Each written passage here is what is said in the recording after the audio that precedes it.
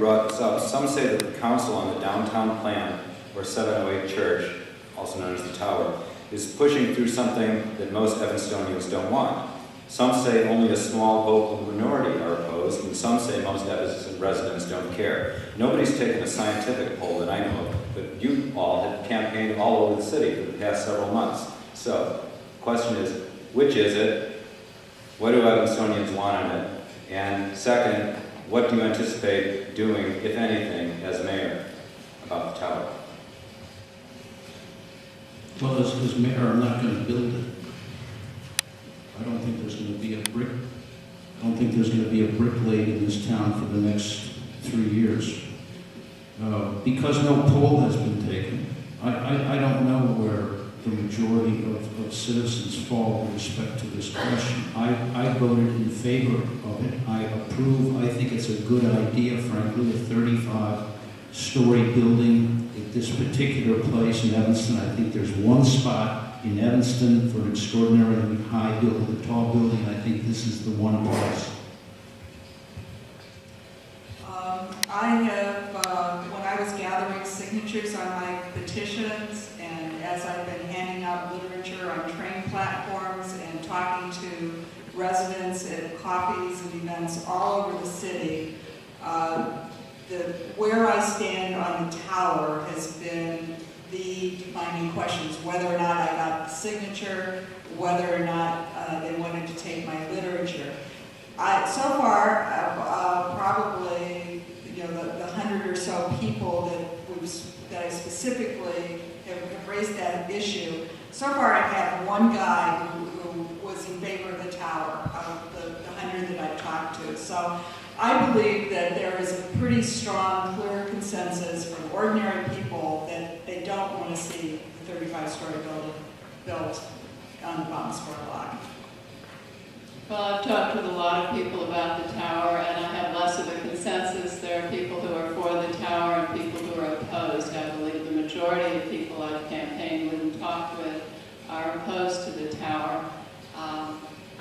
I oppose it myself for several reasons, one of which is it had always been discussed as having, I believe, 17 stories as of right, and then public benefits kicked in if you wanted to build higher, and suddenly it's 25 stories as of right. I think the public benefits listed in the downtown plan are excellent. It means you have to build a green building, you have to provide pocket parks, you have to give back something for the extra height. Is that my 30 seconds? No, you're 30 seconds. Okay. Then I think that the tower also is wrong because it's condos and we have an oversupply of condos. The laws of supply and demand, to me, say that adding more condos will simply make more people go into foreclosure. Condos are going into foreclosure, and that's particularly difficult because then the rest of the condos in the building have to pick up the association fees. Thank you, Liz. I have campaigned all over the south and the west side of Evanston, and the building has not come up once. It's insider baseball. It doesn't mean it's not important, but it hasn't come up once in 40% of Evanston. It is a building among buildings. You can see downtown Evanston from miles away. What we want are the benefits. $140 million in tax revenues that show Evanston is making progress. It's a place where developers want to come. It's our best hope to fund our pension obligation. It's our best hope to fund our schools without raising taxes and maybe even providing property tax relief. So if you want the benefits, if you want a wind farm, you're going to see a wind turbine. So it's like anything else. If we don't give anything, we don't get anything. We want to get, what's the best proposal to get $140 million that's sitting right in front of us that will help solve these issues and problems? I'd like to hear some other ideas. Is citizen comment too long or too short? Are there any changes you would like to see made? How much time?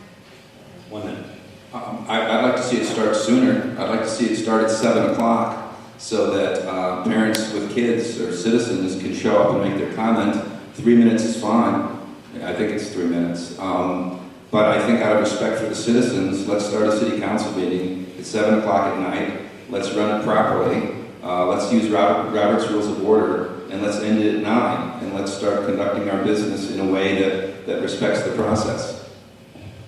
I think that the length is generally fine, the 3 minutes. We have to plan what you're going to say to get everything in the 3 minutes. I agree with Barnaby that we need to start the meetings on time, and it would be nice to start them a bit earlier, which may involve having standing committees meet on non-city council nights. But I think that what is really, really important is that we have an elected alderman city council that really is interested in listening to what citizens have to say during citizen comment, which is not always seem to be the case. I think citizen comment is unsatisfactory because there's no dialogue. Citizens make a comment and they want to know the reaction, and they can't hear that at a council meeting. The amount of time, 45 minutes for citizen comment, is probably adequate for most meetings. Sometimes we do extend it because we need to. I think that having, as Jean said, having standing committees that meet on another night is something that I would like to explore with the new council.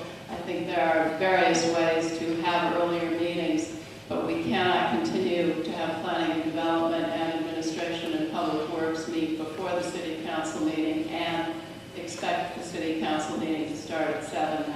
That isn't going to be able to happen, because then the people who want to get to administration and public works, the public won't be able to get there in time because it'll start during the working day. So if you're going to have public participation in the committee meetings and in the council meetings, you're going to either have to have the council at 8:30 or start on a different day for the committee meetings.